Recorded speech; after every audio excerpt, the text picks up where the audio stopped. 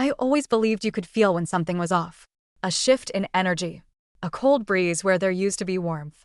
But the truth is, sometimes the betrayal is so quiet, so calculated, that you don't hear it coming until it's screaming in your face. IT started on our anniversary. 15 years married.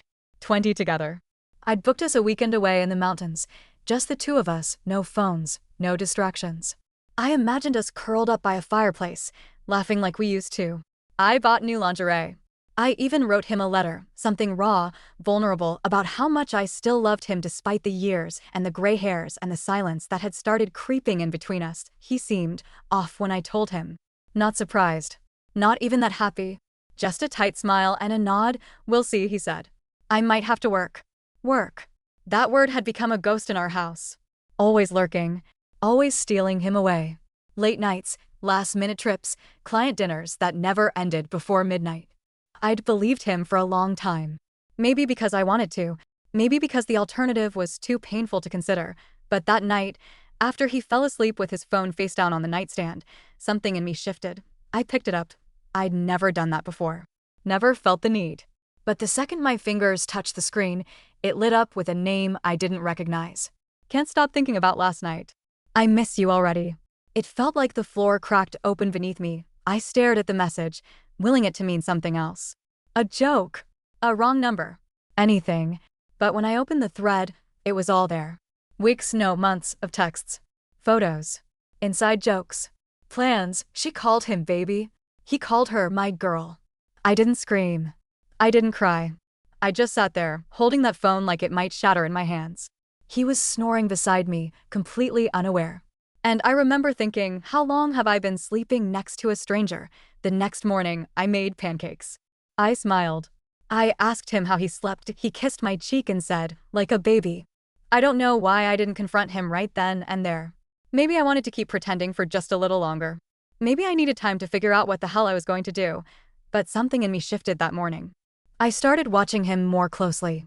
Listening, and it didn't take long to notice the lies, little things. The way he guarded his phone like it was gold. How he suddenly started wearing cologne to the gym. The way he'd flinch when I asked simple questions. Where were you? Who were you with?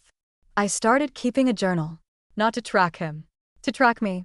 How I felt. What I wanted. Because somewhere in this storm, I realized I'd lost myself.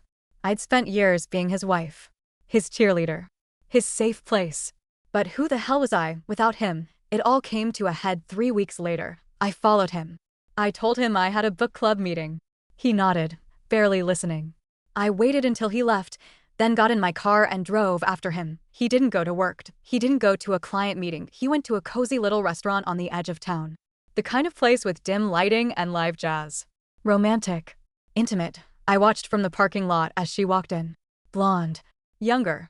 Laughing like she didn't have a care in the world. He stood up to kiss her, and that was it. That was the moment something in me broke, and something else hardened. I didn't confront them. Not then. I went home. I poured myself a glass of wine. I sat on the back porch and listened to the crickets, and then I packed, not just for me, for him. Every shirt, every sock, every picture frame with our faces in it, I boxed it all.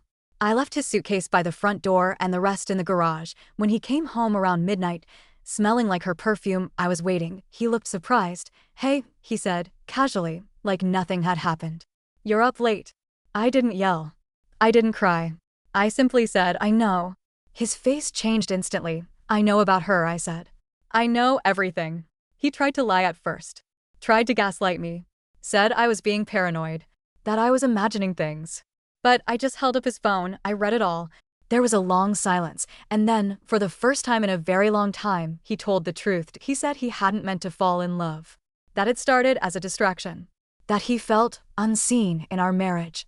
That she made him feel alive again. I asked him one question. "Did you ever think about how it would feel for me?" He didn't answer, but I didn't need him to. I told him to leave. He begged. Cried. Promised to end it, to go to therapy, to fix us. But the truth is, I was already gone. Maybe not physically. But emotionally, spiritually, I'd walked away the moment I saw that message. It's been 6 months. The divorce is almost final. I kept the house. He moved in with her. From what I hear, it's already falling apart. I don't feel vindicated. I don't feel proud. I feel freed. I started painting again. I signed up for a pottery class. I sleep diagonally across the bed and wake up smiling. I thought betrayal would break me, but in the end, it woke me up, and now? I'm finally learning how to love myself the way he never could.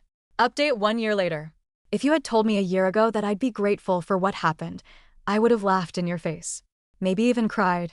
Back then, everything felt like ash: my marriage, my identity, my sense of safety. But now? Now it feels like fire.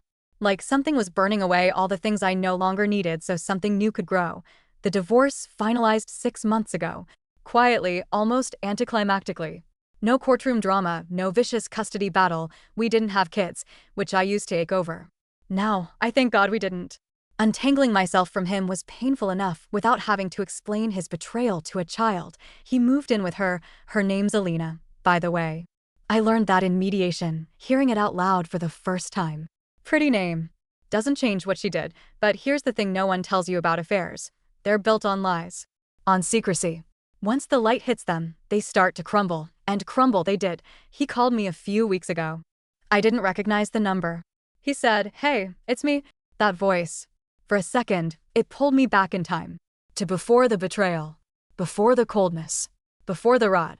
But then I remembered who he really was. He sounded tired. Said things weren't working out.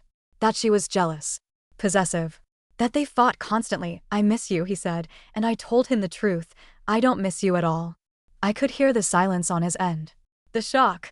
And then, the quiet sound of him hanging up. I blocked the number. That moment gave me more closure than any apology ever could. I don't need him to suffer. I don't even care if he finds happiness. I just need me to be free, and I am. I'm dating someone new. His name's Ethan. We met at a local art show. He asked what I thought of a sculpture, and I gave him a brutally honest answer. He laughed. Said he liked women who spoke their mind. He knows what I've been through. He's patient. Gentle. We move slow. And for the first time, I feel chosen not out of convenience, but out of love. But the biggest change? It's not about him. It's about me. I no longer shrink myself to make someone else comfortable. I speak up. I set boundaries. I love louder, but I protect myself fiercely. Last week, I took a solo trip to the mountains, the same cabin I'd booked for our anniversary, back when I still believed in us. This time, it was just me, a journal, a bottle of wine, and a fire crackling in the hearth. I stood outside one morning, wrapped in a blanket, watching the sun rise over the trees, and I whispered to myself, "You survived." But that wasn't the truth. I didn't just survive. I came back to life.